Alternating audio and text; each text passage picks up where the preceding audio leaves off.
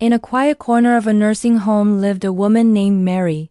For 10 long years no one had come to visit her. Not a single card, not a single phone call. The caregivers adored her. She was always gentle, always kind, with a smile that could light up the gloomiest of days. They saw her as a sweet, lonely old woman, but they had no idea about the incredible life she had lived. One afternoon, a young nurse named Sarah was tidying Mary's room. A small, wooden box tucked away in a dusty drawer caught her eye. She opened it, and inside, bundled with a faded ribbon, were dozens of old letters. Sarah knew she shouldn't pry, but a gut feeling told her she needed to understand this woman's past. She carefully untied the ribbon and began to read. The letters told a story that left Sarah breathless. Mary hadn't always been alone. She was once the heart of her community, a beacon of hope for so many. One letter was from a young man thanking her for paying his college tuition when his family couldn't. Another was from a single mother, expressing gratitude for the groceries Mary had left on her doorstep every week for a year. There were letters from a local shelter she had helped fund, from a family whose home she helped rebuild after a fire, and from countless individuals she had supported with her time, money, and boundless compassion. Mary had dedicated her entire life to helping others, often sacrificing her own needs. She and her husband had built a successful business from the ground up, not for luxury, but to have more to give. They raised 2 children, a son and a daughter, showering them with love and providing them with every opportunity. The letters painted a picture of a vibrant, generous woman who was the cornerstone of her family and her town. So, where were these people now? Where were her children?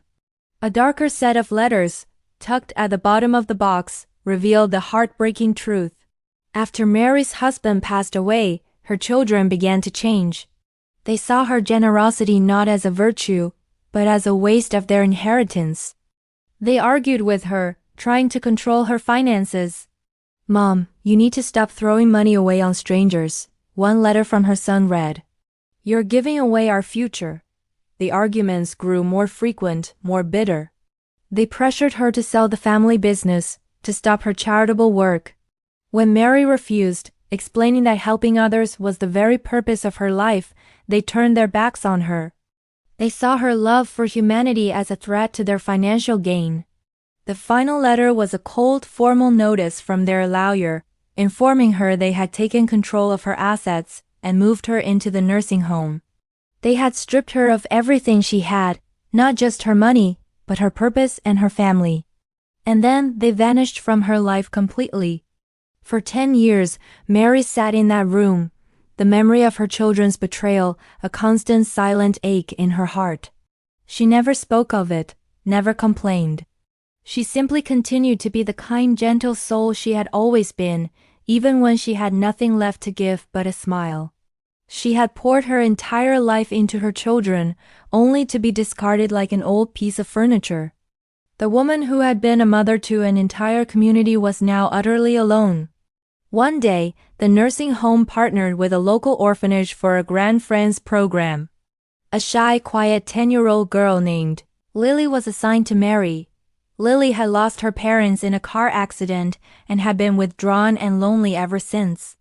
When she first met Mary, she barely spoke, just sat and watched her with wide, curious eyes. Mary didn't push. She just smiled her warm, gentle smile and started telling Lily stories. Not stories of her own pain, but wonderful tales of adventure and magic she made up on the spot. She taught Lily how to knit, and together they made a colorful, mismatched scarf. Slowly, painstakingly, the little girl began to open up. She started to smile, then to laugh. She'd run into Mary's room after school, her face lit with excitement, eager to share her day. One afternoon, as they sat by the window watching the rain fall, Lily snuggled close to Mary and whispered, "You feel like my real grandma." Mary's eyes filled with tears. It was the first time in a decade she had heard that word spoken with genuine affection. She hugged the little girl tightly, a warmth spreading through her chest that she thought she'd never feel again. Lily started calling her Grandma Mary all the time. She brought her drawings from school, read her books, and held her hand when they went for walks in the garden. She filled the silence in Mary's room with laughter and life. The staff watched in amazement as a profound transformation took place. The quiet, lonely woman blossomed. The deep sadness in her eyes was replaced by a joyful sparkle. Lily had given her a reason to live again. The young nurse, Sarah, who had read the letters, saw it all unfold. She realized that Mary's story wasn't just one of betrayal, but one of incredible resilience and the true meaning of love. One day, Sarah found the courage to speak to Mary about the letters. "I read them," she confessed, her voice soft. "I know what your children did. And I know about all the good you've done." Mary simply smiled and took Sarah's hand. "My dear," she said, her voice clear and steady, "I spent so long grieving the family I lost, but Lily taught me something wonderful. She taught me that family isn't always about blood. Sometimes, family is about love. It's about the people who choose to show up, who choose to care, who see you for who you are and love you anyway." Mary's story spread through the nursing home and then through the town. People who had been touched by her generosity years ago came forward, shocked to learn of her fate. They began visiting her, not out of pity, but out of gratitude and respect.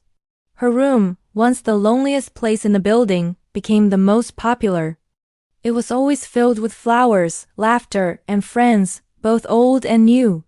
But Mary's most cherished visitor was always Lily, the orphaned girl and the forgotten grandmother had found in each other the one thing they both desperately needed, a family. They had built a bond not of blood, but of pure, unconditional love. Mary had spent her life giving, and in her final years, love came back to her in the most unexpected and beautiful way, reminding everyone that the greatest connections are the ones we build with our hearts. Thanks for watching. If this story touched your heart, please like, share, and subscribe for more content that celebrates the power of human connection. See you next time.